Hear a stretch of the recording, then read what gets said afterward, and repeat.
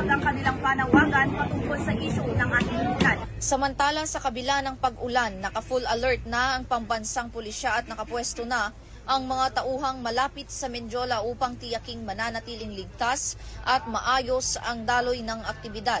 Ayon sa PNP, handa silang magpatupad ng kani-kanilang seguridad anumang oras. Sa ngayon ay patuloy na binabantayan ng mga otoridad ang sitwasyon habang nagpapatuloy ang mapayapang marcha ng mga kabataan. Mula dito sa Ligarda Street, ako ang inyong PNP correspondent, Patrol Woman Pero Tagliano, alagad ng batas, tagataguyod ng Balitang Pulis.